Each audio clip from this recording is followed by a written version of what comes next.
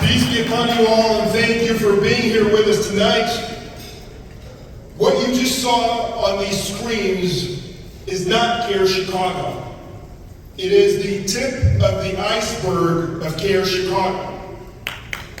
What you see in the crew is CARE Chicago, and what you see in our communities is CARE Chicago. We are a movement of a people, and we have a mandate from you, the community, to step up and protect our rights, our civil rights, every single day. It is not enough, and it is easy, to stand up on a stage and engage in platitudes. It is easy to go on social media and write posts. But what is hard and what is necessary is to create an institution that is working for our rights 24/7, 365 days a year. That is what you have created by supporting this organization. Just recently, when we had word of ICE descending at a mosque after Jummah, within 30 minutes, we have 5 attorneys there ready to go. We have a full plan. We spoke to the Imam, we spoke to security, we told them what to do inside the mosque, what to do in the parking lot, what to say, what to not say. Even here, as you dine together and enjoy this program, what you may not know is that every single table by the doors is a table full of our attorneys, just in case. And these attorneys have been in the parking lot, and have been in the garage, and are in the walkways, and maybe even in the bathrooms, who knows? Looking around, snooping around, make sure you are safe and our community is safe. I want to give it up to our leader, Hina Musaji, the leader of the legal team, Christina Abraham, Shana, Noah Albert, and to our legal advisor, please stand up wherever you are, Ahmed Suleiman, Calvin Resnick, Azam Zawadin, Yafaya Hussein, so many of them here, Jihad Hashim Rayu. These guys are incredible, and they are the true heroes of this movement. And I gotta tell you, it's not just Muslims. We're working together with Christians and Jews and others. I mentioned Calvin. Robin Potter, stand up. She's on our advisory board, legal advisory board. And you may not know this, but one of our attorneys who's been tasked with some of the difficult cases defending Palestinians is a Jewish American attorney, Noah Halper. Stand up, please. Stand up for our service. This is our movement. And so when they tell us it's about Muslims versus Jews, we say words that are not very polite to say here right now. When they tell us that this is somehow ideological in nature, we tell them no. The two teams are not Jews and Muslims. It's not black and white. It's not native or born here and immigrant. It is those who believe in the inalienable rights of humans and people who are here, whether citizens or residents, and those who believe in coercion, repression, oppression to be on top. Those who worship God, meaning know that God has the power, and those who think they are God with the power. That is what the fight is between. And we are leading at that front, and our own religion tells us, when we stand on our faith values, it tells us very clearly that all of human creation, what humans create, is in 3 categories, not a 4th. The first is ideas.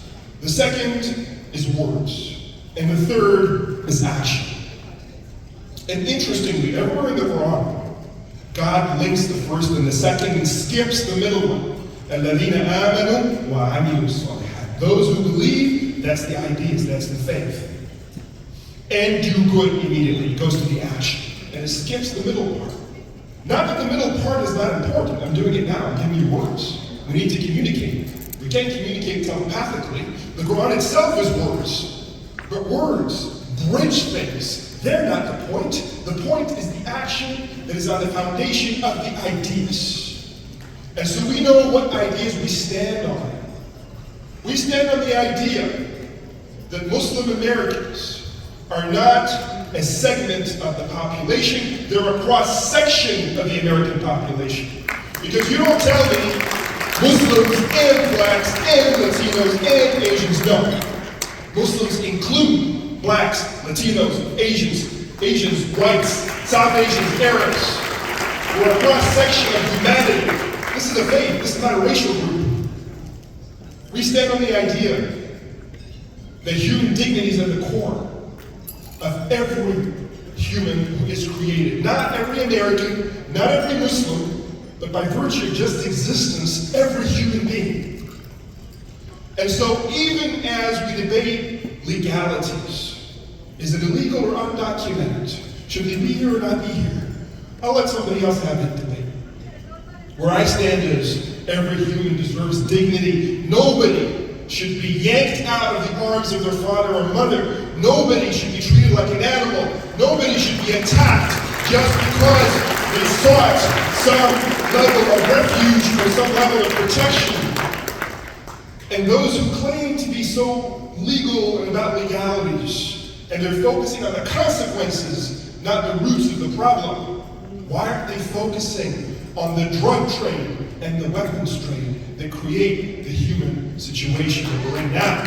Why aren't they talking about the guns that go into Latin America to enrich individuals here, and the drugs that are demanded and then supplied based on that demand, that create the atmospheres in which people have to move en masse for safety and protection?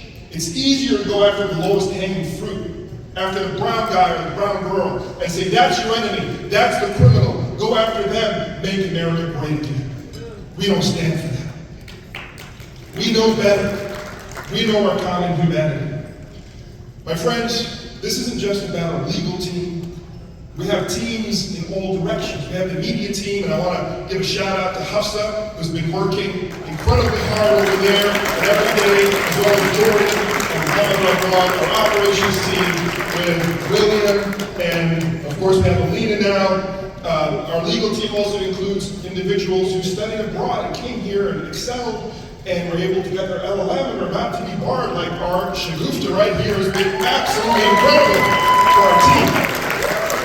And the diversity we have, the diversity of skills, Jordan, who was once the photographer at Navy Pier, is now our internal communications photographer.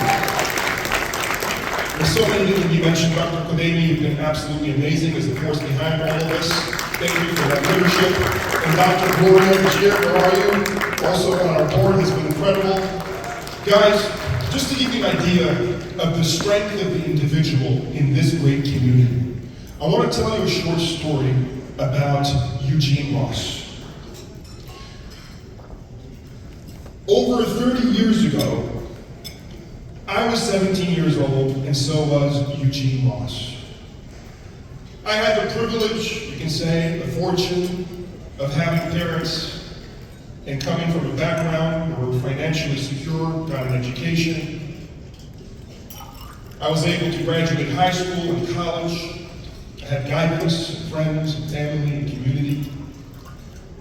I graduated graduate school, worked, eventually got married, had kids, co-founded this organization, led and served in this community. Over 30 years that this has been my life. Every hour, every day of those same 30 years, Eugene was locked up behind bars for a crime he did not commit. Every second and every minute of every day. And many of those days he was in solitary confinement. And he was given not just a life sentence, but a life sentence plus 36 years. He was a man that should have been bereft of hope. But this man, our modern Malcolm X, he found faith and he found light in the darkest of places, in that solitary cell. And he demanded that he bring in books. And they brought him books, and he devoured those books. And he learned Arabic, and he learned the religion. He became El Amin. And El Amin became a legend in the prison system. El Amin was a name that people were talking about. Did you hear him preach? Did you hear him talk? And later, when he saw me on TV and demanded to meet me, and I came, and he said, I gotta meet this brother. And they told me about it, and I said, I gotta meet this brother. 30 years later, we meet in the penitentiary. And I asked him, how are you doing these things? You're in solitary confinement. And he says, well, the way it works is, I got these bars, and I'm behind the bars, but the brothers are working for 4 or 5 hours a day on the machines in the common areas where my bars are overlooking, so they can come to me, and I'm able to do da'wah to them through the bars. And mashallah, with the grace of God and his perseverance, 256 individuals came to Islam over that period of time. And the whole time he was never coming out. And I thought to myself when I was going to meet him, I'm going to meet this sort of really emaciated, depressed kind of person. I meet this guy, mashallah. He's got the chest and the pecs. He's got a nice smell. He's got the smile. He's got the patience. I'm asking him about him. When I call him, I ask about him. He never answers. He's always asking me about my kids, about the community, about Gaza. How are the brothers in Gaza? Don't ask about me. I'm here. Don't worry about me. And brothers, we've been working with the incredible Alicia Coleman. Who is Alicia Coleman? This brother, in jail, with no future, made a dua on Laylatul Qadr. He said, Allah, grant me a wife. And when he told me that, I said, you're crazy, brother. When he was 17, before he got to know the wrong crowd that led him in the direction where he was in a situation where he was arrested for a crime he did not commit, he was a great student. He was a good mind. And he had a girl that loved him and wanted a future with him. But when he was whisked away, she had to move on, and she got married, and she had kids. Things didn't work out like for many couples, and she got divorced. And subhanAllah, one day, she had this feeling, I need to reconnect with this brother. And so she reaches out, and they start communicating, and they fall in love again, and they get married, and she becomes a Muslim and his greatest advocate outside of the jail. And she finds me to connect to him so we can help him in this case. And we do that. We advocate for him. We work for him. And I remember the day when we had to finally be in court to hear the final decision. Will he come out? Or will he spend another 56 years in jail? And by the way, we've been talking about Gaza. I'll get back to that in a second, because Gaza is the bellwether of humanity right now. But don't you forget it. African Americans in this country have been suffering for so long, and so many of them dragged into situations that no other individual would be dragged in just because. The story is a powerful story, but there's so many stories. And so I'm standing in the courthouse, and my heart is palpitating. And I'm looking at him, and his family's sobbing, his friends are sobbing, we bring people, and the man is strong. The man is solid. And when the judge finally asks him to speak, I'm thinking, this guy's gonna grovel. This is his one chance, his one opportunity, not to call Eminem, but that was his one chance. And he stood up, and I'm like, uh-oh, don't. And he goes, I want to tell you about Islam, Judge. I want to tell you about what it did to me. The man is on a mission. He's not trying to convert people. He's trying to bring peace to the hearts of people, just as it brought peace to his heart in the most difficult of places. Well, brothers, I have some good news for you. El-Amin was declared free that day.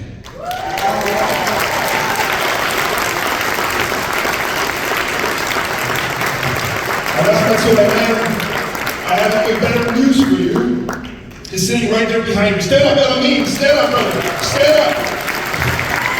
Stand up, brother.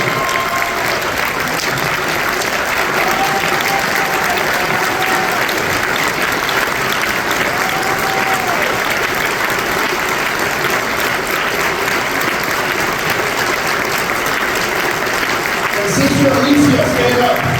You are the hero of the story. Stand up, Sister Alicia.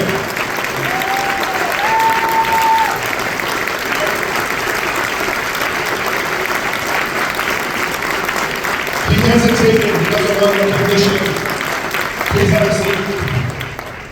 I just want to humbly apologize and profusely apologize to him, because this was not planned, and I know he doesn't like the attention. Forgive me, brother, but I have to do this. This is an incredible story. And my point is that this is the power of one in this community. Unbreakable, unshakable, someone who stands on their faith to overcome tribulation. And in the darkest, deepest place where they're forgotten, they have that hope because they believe that they can come out and come on top and do great things. And the moment he was out, he was already advocating for others who are in. He was helping those who were released before him. Even when he was in, that's all he did on the phone. Did you take care of that brother? Did you hook up with this brother? Make sure his faith stays strong. Make sure he goes to Salah. Make sure he has a job. That's the kind of community we are. And so this community is undefeatable. Because it's not about its wealth, or its bombs, or its weapons. It's about its heart. And that's what we're seeing in Gaza today. They have unleashed hell on the Gazans. It is scorched earth on the Gazans. What other people on earth would remain defiant to this day to stand for their dignity and call for their freedom despite the entire world turning their back on them? What other people?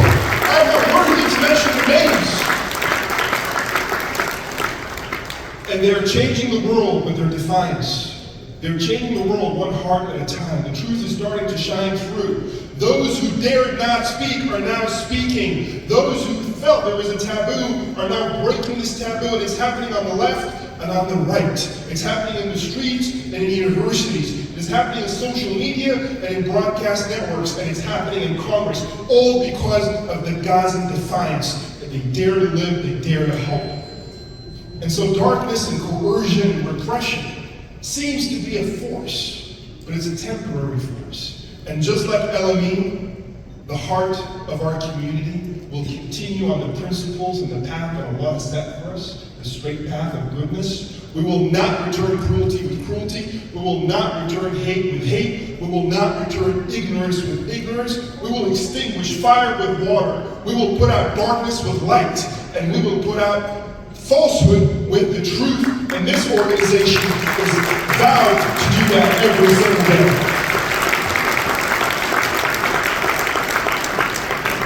I gotta tell you, a lot of the things that are happening in this country right now is very familiar to us as Muslims. Because Muslims, and we said this then, I said, be careful, don't turn your back on what's happening to Muslims post 9/11. Because we are the canary in the coal mine. If anybody thought that they could target one group, and one group alone, and that's where it ends, where they're rounded up and treated differently, where they're shut out and treated differently, where when one of them commits a crime, the entire group must pay. If anyone thought that this is where it ends, they had another thing coming. And now, as Brother Malcolm said, and I will quote him, the chickens have come home to roost. That's what's up. And now you see the right. When the left, one person does something, it's the entire left. We've seen this movie before, as Bassem Youssef would say. And when the right, one person does something, there are those on the left who say it's the right. It's the entire thing. We've seen this before. And if we didn't stop it then, it was always going to be like wildfire, changing the very basis of rationale and logic. Because the problem wasn't about hate only, it was about stupidity. I've said this on this stage many times, and I'll see it again. Islamophobia is stupid. Anti-Semitism is dumb. Racism is stupid and dumb. Why? Because there's no logic to it.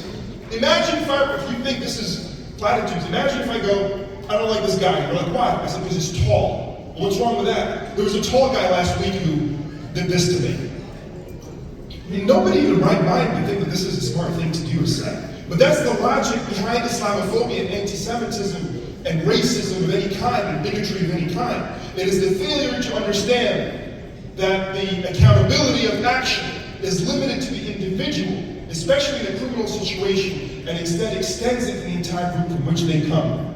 And oftentimes, if it's not stupidity, it's done on purpose for a political agenda. And so, what we are saying is, we see through that, and we will not return this kind of stupidity with stupidity. We will analyze and dissect and fight back.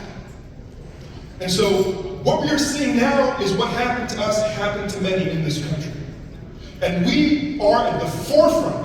If I say we're the canary in the coal mine, we're also at the forefront of the fight for America right now. Not just for the Muslim community, for the entire country, for the very ideals of this country. And we have no qualms or no confusion about that we were always a mixed bag. This is not a stage where I'm going to be beating my chest in the American exceptionalism of perennial nature. No.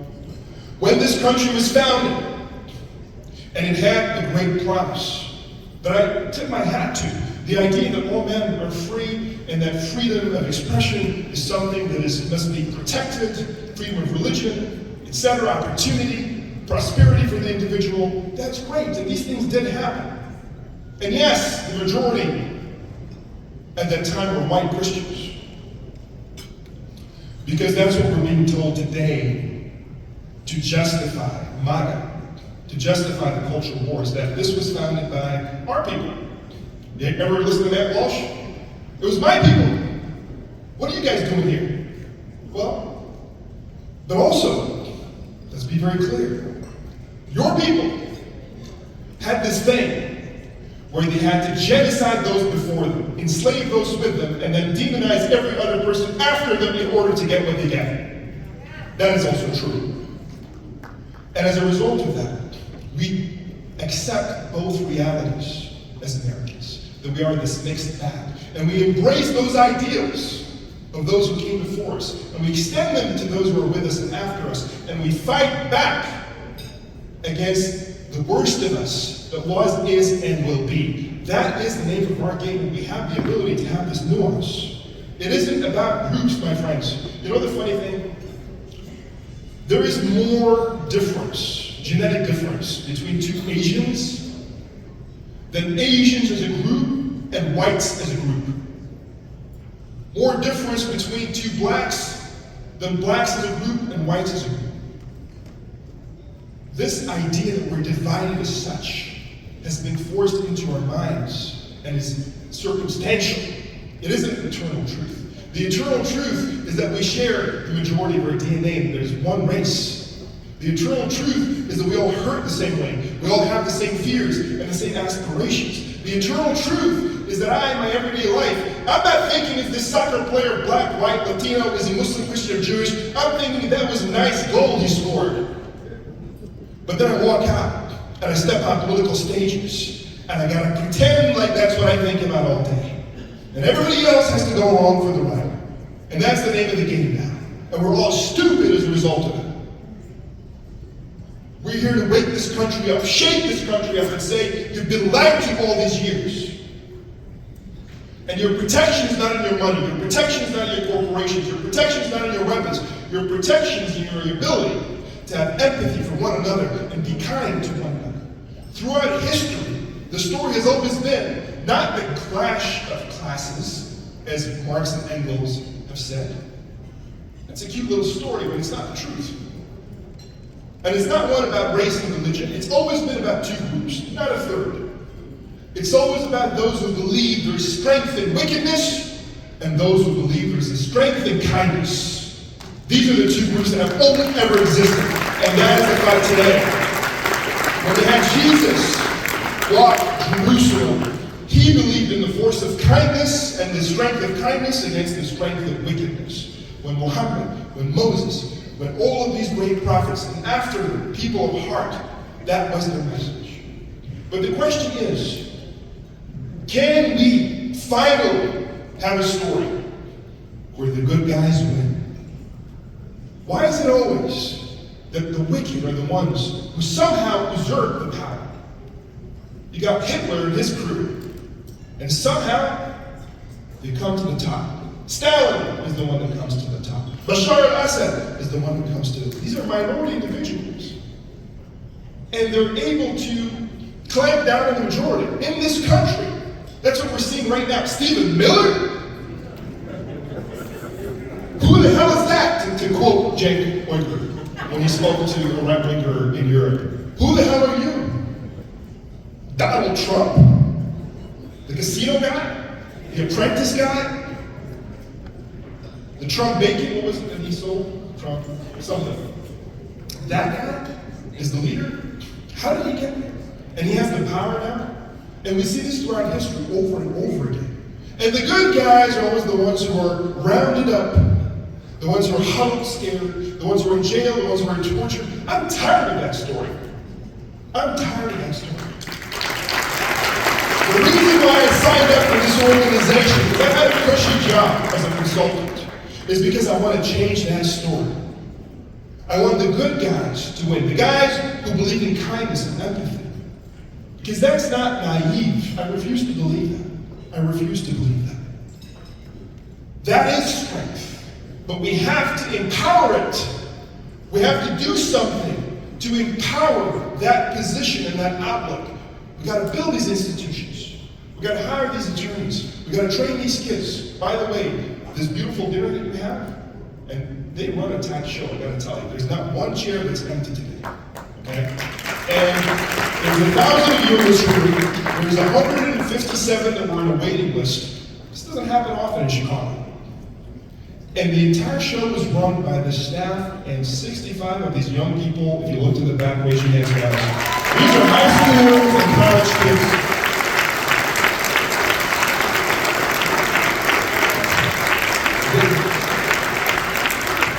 People who can run a show like this can run a lot of things. This isn't about food. It's about leadership. It's about organization. It's about communication. All these WhatsApp groups. Here are the guys in the front. Here are the guys in the back. The attorneys in the parking. All 10 or 17 WhatsApp groups of people communicating, working together. We're building this movement for the small and the great. Before I conclude, I want to tell you about some of these projects. The Chicago United Families Coalition, CUFC.US. Go visit it. It's a website, it's branded, it's beautiful, and it's got these great diverse attorneys working together to protect our communities against forced disappearances. The Good Shelf Project, run by high schoolers, has evaluated hundreds of libraries in the Illinois area, rated them, gave them ratings as to what kind of books on Islam and Muslims and our people, our cultures do they have. And then they put hundreds of books on this website as catalogs to promote to these libraries to fix the vacuum on their shelves. And that was just one project of CARE Chicago amongst dozens. The legal work is nonstop. By the way, one case can take a lot of money and a lot of time. And we don't cut corners. You know this, I mean. We don't cut corners. We will call you, we will visit you, we will follow up. And as the brother said in the film, it's not a case, it's a human. And we feel the human in the case. And that's why this is different. This is the firm. This is the firm. My time is now up, and I want to leave you with the idea that if El Amin can do what he did, if the Gazans can do what they do, we can stand up to any power as they try to weaponize our own government against us, as they try to censor us and gaslight us, because that's the name of what's happening right now. It's gaslighting. That's the only term. When they pretend that those who defend themselves are terrorists, but those who attack and kill children are freedom fighters, that's gaslighting. When they pretend that those who speak truth to power are engaging in hate speech because they said from the river to the sea, Palestinians will be free. God forbid humans be free. That's so scary and so ugly and so hateful. Let's give $20 million to the students at Columbia whose ears were screeched by a call for freedom. Isn't that gaslighting? But then those who say, bomb them, kill them, wipe them out, well, these are just standing up for their people. It's gaslighting. And we're here to expose that and fight back against that. That's what we do. We do it in media, and we do it in the courthouses, and we do it in coalitions. To my Latino and Latina brothers and sisters, your voice is fire. Your presence is fire to us. Because when you extend yourself to us, you don't have to do that. But you choose to do that. And the same goes with their Jewish allies, or Christian allies, or Asian allies, or you You stand your voice, and you know the mark that's going to be on your back.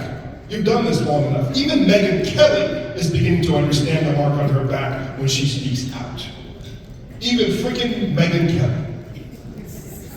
People are waking up. I told Jake you're not allowed to curse. That doesn't count.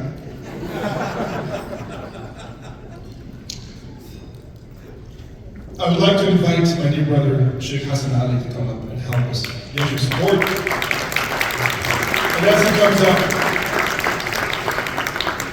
I want us to be very clear that we have no fear and we have no consternation against the future. I'm very optimistic. People tell me, brother, be careful. My mom says this all the time. Habibi, be careful. I got friends who go, are you taking care? I'm like, what does that mean, guys? What does that mean? What does it mean to be careful? Should I say something? Should I not say something I'm supposed to say? Is that being careful? Should I not be somewhere I'm supposed to be? Is that being careful? I said, I don't know what that means. I don't know how to do that. I only know one thing, how to be truthful, and that is being careful to me. That is the only careful I can be. And let the chips fall where they may, because there is a God, and He is the protector. It isn't me. And so I asked our brother here, Hassan Ali, who has been with us since day one, along with, by the way, Sheikh Kifah Marari. I want to give you a shout out because you have been on the stage so many times supporting us. And he's going to ask for your support tonight. And guys, this isn't the traditional fundraiser. This is an investment in this work, and we need to raise what San Francisco raised, here in San Francisco. They raised $1 million. You think it's a big, rich city? Atlanta, which is half our size, also raised $1 million last week. I know we have it in this room. I want you to believe that you're investing, you're not just giving. You're creating leadership, you're creating power, you're changing the future, inshallah. Thank you. Assalamu alaikum wa rahmatullahi wa barakatuh.